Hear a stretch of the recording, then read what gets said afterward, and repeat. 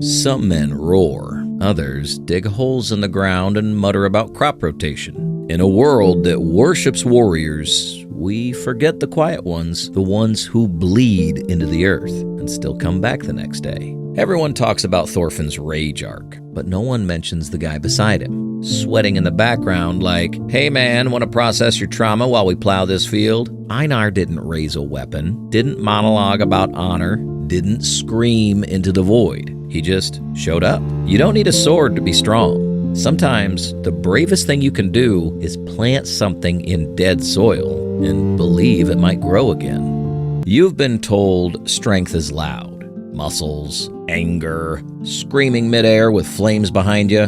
But what if real strength is choosing peace? Einar had every excuse to snap. He was enslaved, humiliated, mocked by dudes who probably couldn't survive a day without bread and ego. And yet, he didn't fight back.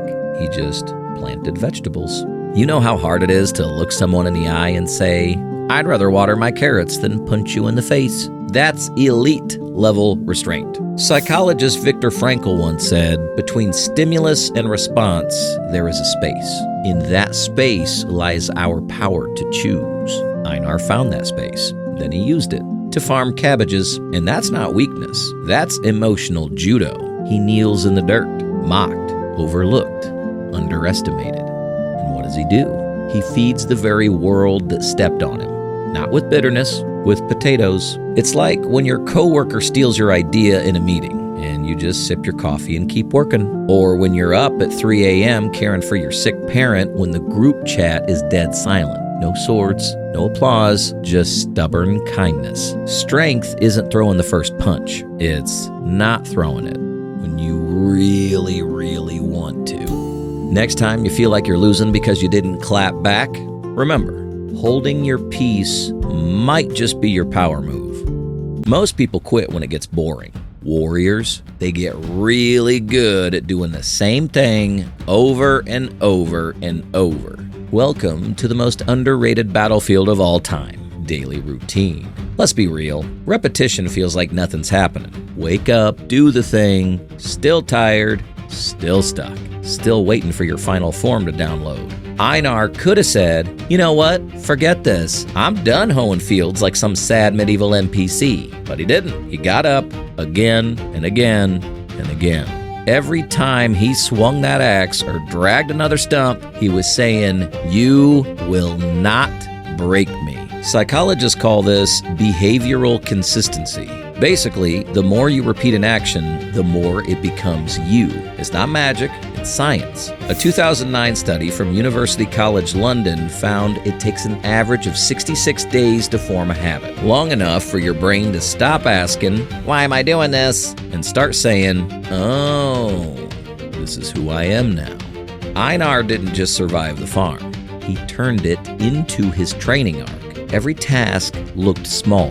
Chop a log, haul a rock, plant a seed. But together, they were Einar's rebellion.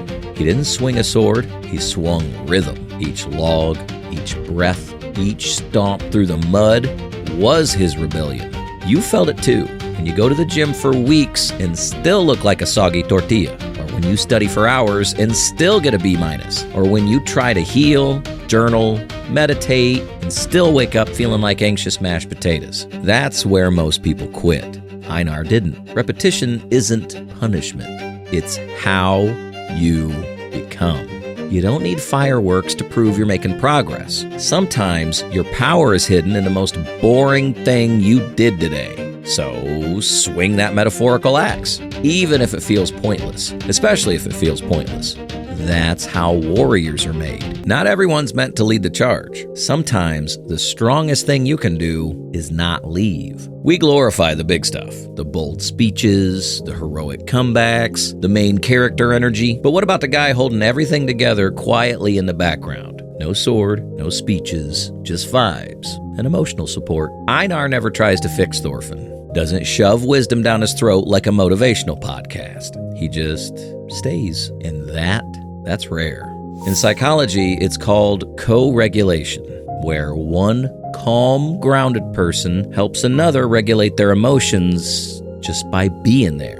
Einar is like an emotional thermostat. Thorfinn's spiraling, and Einar's just in the corner like, yep, go ahead. Scream into the abyss. I'll be here with the hoe when you're done. Thorfinn admits he's killed too many to count. He breaks, finally feeling the weight of his past. And what does Einar do? Not a lecture, not a, you'll be okay, bro. Just presence, just listening. Sometimes the deepest healing begins when someone doesn't flinch at your mess. Think about the friend who sits with you during a breakdown. No advice, no fixing, just steady silence and snacks. Or the partner who sticks around even when you're a cranky, overthinking, under-caffeinated version of yourself. That kind of support, that's rare. That's real. Einar doesn't need to be a savior. He just needs to stay. And that's what helps Thorfinn rise. You don't need a cape to be strong. Sometimes strength is showing up consistently, quietly, and without needing credit. Be the kind of person who doesn't run when things get hard. Be someone's anchor. Even warriors need someone beside them when the battlefield is still inside. And if you're lucky, they won't just stay for the breakdown. They'll walk with you toward what's next. That's what Einar does. When Thorfinn decides to pursue Vinland, a land of peace, far from everything they've known, Einar doesn't just nod and wish him luck. He gets on the boat. No guarantee of safety, no applause, just belief. That's not support, that's solidarity. But here's the quiet ache they don't talk about. Not everyone could come. Snake, Kettle, Arnhide's memory, all of them become part of Thorfinn's past. Not because they weren't important, but because some people are chapters and some are lifelines. Einar was more than a friend. He was proof that healing doesn't have to be lonely, that someone can see your growth, your guilt, your hope, and still choose to walk into the unknown beside you. In a world full of people who dip when things get serious, be the one who builds when things get real. The one who believes in someone else's transformation, even before it's complete. You don't need a sword to be strong, just the courage to walk beside someone long enough that you both grow into something greater. Einar didn't follow Thorfinn because he had to. He followed him because he believed in what came next. And sometimes, that's the most powerful strength of all, believing in someone else's rebirth. True strength isn't always standing alone. Sometimes it's the courage to stand beside someone, again and again, until both of you grow into something greater. Pain is guaranteed, but meaning, that's a choice. When Einar hears the truth, his family didn't just die. They were slaughtered by men like the ones who'd enslaved him. He breaks. You can feel it. He could have snapped, could have burned it all down. And honestly, no one would have blamed him. But that's the difference between collapsing and transforming. Here's where psychology backs the anime. Post-traumatic growth. The idea that people who find meaning in their suffering don't just recover, they grow stronger. Not because the pain disappears, but because they decide it won't define them. And that's exactly what Thorfinn offers Einar. Thorfinn tells him, we have no enemies, which is anime code for you don't have to keep reliving your rage just to feel alive.